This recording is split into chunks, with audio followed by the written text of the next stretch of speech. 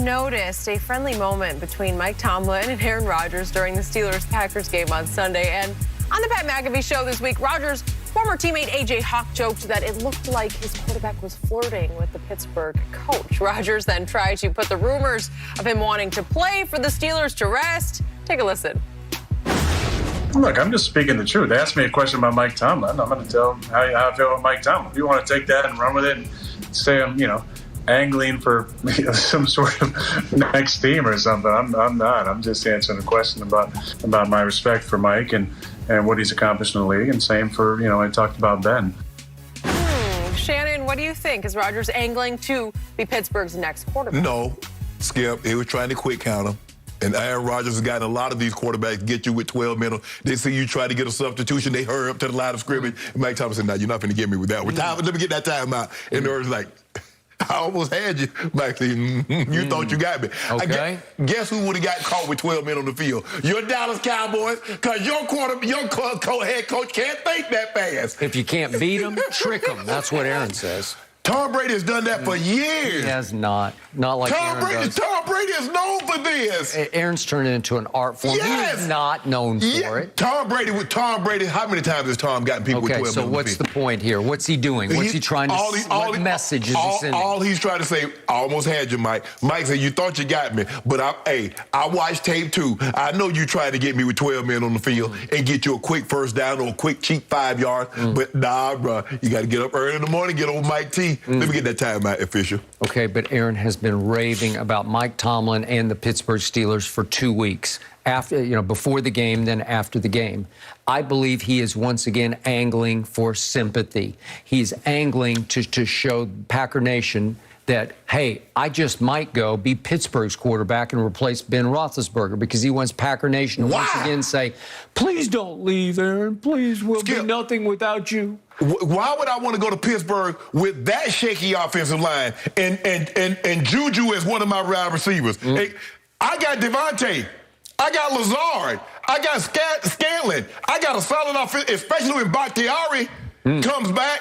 In my offensive line, I have a very good offensive line. I got Aaron Jones.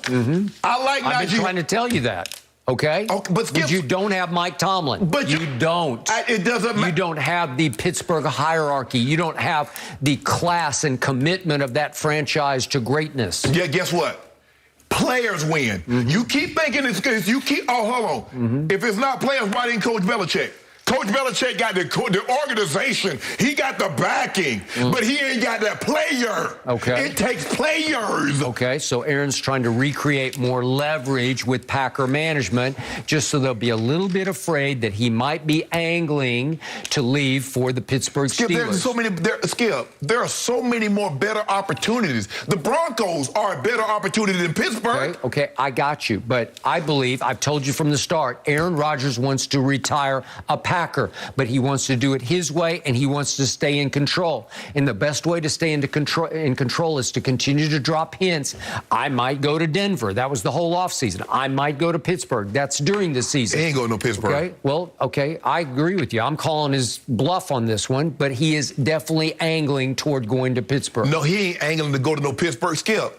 It's like when you call a play and the defensive guy calls the play, and you ended up calling a timeout, and you smiled like, oh, you knew what was gonna come. Huh? Yeah, we studied tape too. That's all that was. No, I know what it was. But before the game, he was just raving about the Steelers' tradition. Yes. And their head coach. And I don't blame him. He should be raving about it. Skip, that's a storied franchise. That's a cornerstone franchise. Yes, they do things. They've only had 3 coaches since 1969.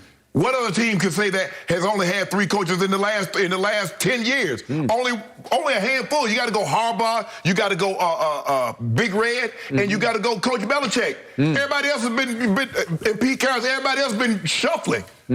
All I care about is I would like to see Aaron Rodgers win just one NFC Championship game instead of choking. He's already done one. He's already got a Super Bowl. Yeah, he beat the immortal Caleb Haney in Chicago. You said you wanted to see him win a championship game. I've given you he won one and a Super Bowl. So it was more than 10 years ago. But did he win? He's 1-4 in NFC Championship games, and he stunk up the fourth quarter of this past year. So if I win a batting title in 1975, it doesn't matter in 1990. Yeah, guys, we got a different quarterback. Update your resume about said here. Shannon Derek Carr responded to Joey Bosa's comments about the QB getting shook in their Monday night game. Stick around for Rams travel to Seattle to take on Russell Wilson and the Seahawks.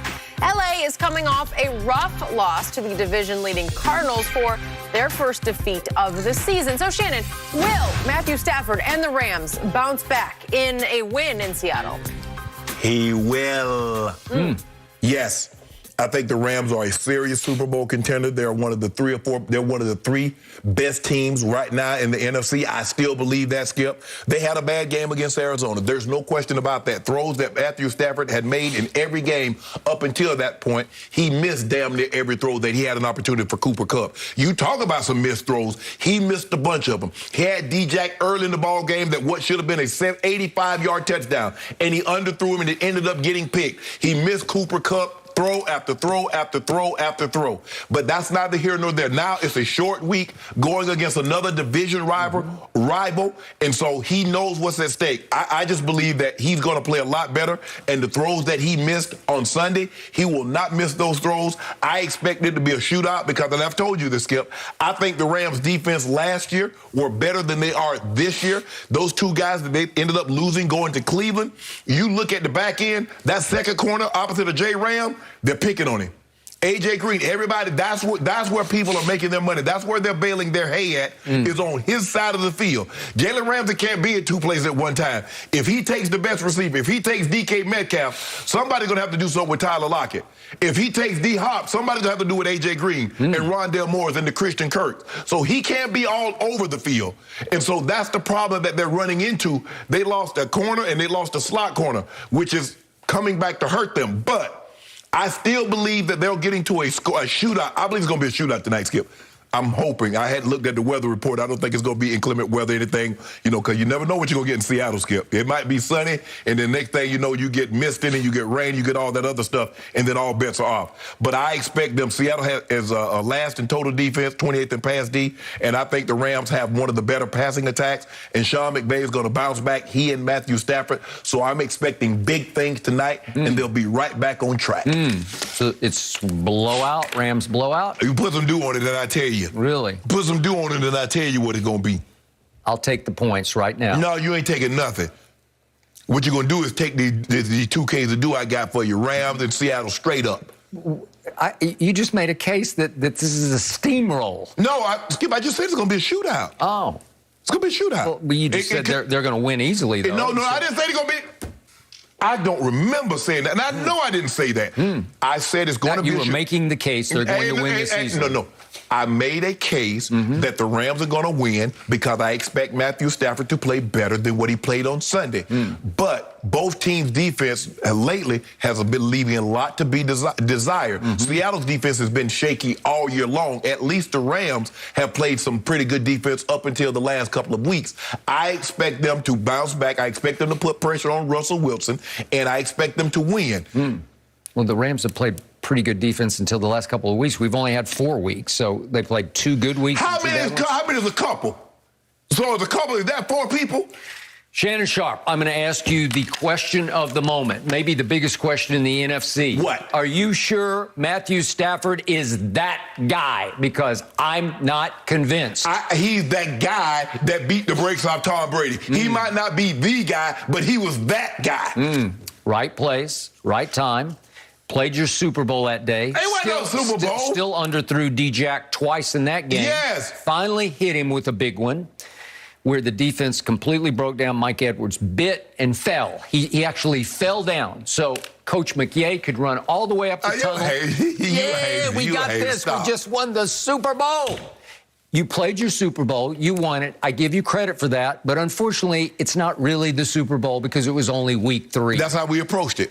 So I'm going to bring this up again, and we'll see a lot more tonight on the big solo stage on Thursday Night Football at Seattle. Tough place to play. Matthew knows it's a tough place to play. He's been in the playoff games 3 times in his career, and he lost to the 3rd playoff game up there 26-6.